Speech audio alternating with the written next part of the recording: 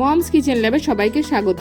বাটা বা ভর্তা বাঙালির অত্যন্ত পছন্দের একটি খাবার, তাই আজ আপনাদের সাথে শেয়ার করছি ওল পাতা বাটা। এর জন্য প্রথমে ওলের ডাটা থেকে শুধুমাত্র পাতাগুলোই বেছে নিতে হবে।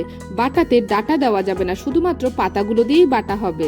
এরপর পাতাগুলোকে শাকের মতন কুচি কুচি করে কেটে নিতে হবে। এবার কড়াইতে সর্ষের তেল গরম করে তাতে কয়েক কোয়া রসুন দিয়ে দিতে হবে। ভালো করে ভেজে রসুন তুলে নিতে হবে।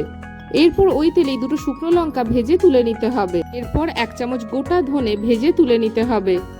এরপর হাফ চামচ কালো জিরে ওই তেলে দিয়ে ভেজে তুলে নিতে হবে। ওই তেলেই একটা গোটা পেঁয়াজ কুচি কুচি করে কেটে দিয়ে দিতে হবে।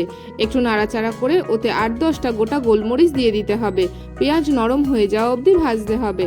সব মশলাগুলো আলাদা আলাদা করেই ভাজবেন, একসাথে ভাজলে কিন্তু মশলাগুলো কিছু কাঁচা থাকবে, কিছু বা পুড়ে যাবে। ভেজে নেওয়া পেঁয়াজ একটা প্লেটে তুলে নিয়ে ওই কড়াইতে আরো কিছুটা সর্ষের তেল দিয়ে তাতে কুচনো ওলপাতাগুলো দিয়ে দিতে হবে। ওতে সামান্য লবণ দিয়ে ওলপাতা একদম নরম হয়ে মিয়ে যাওয়া অবধি ভেজে নিতে হবে। ভেজে নেওয়া ওলপাতা একটা প্লেটে তুলে নিতে হবে। এরপর একটা শিলনোড়াতে ভেজে নেওয়া ধনে আর ভেজে নেওয়া শুকনো লঙ্কা প্রথমে বেটে নিতে হবে। এরপর ভাজা পেঁয়াজ আর রসুন দিয়ে দিতে হবে, একদম মিহি করে বেটে নিতে হবে। এরপর ভাজা ওলপাতা দিয়ে খুব ভালোভাবে বেটে নিতে হবে। সব শেষে ভাজা কালো জিরে দিয়ে হালকা হাতে 2-1 বার বাটতে হবে।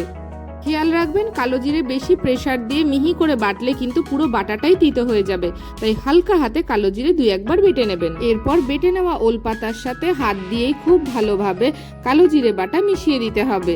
এরপর একটা প্লেটে নামিয়ে ওপরে একটা সুন্দর করে লঙ্কার ফুল দিয়ে সাজিয়ে গরম গরম ভাতের সাথে প্রথম পাতে পরিবেশন করুন। আজকের মতন টাটা, দেখা হচ্ছে নতুন কোনো শর্টসে।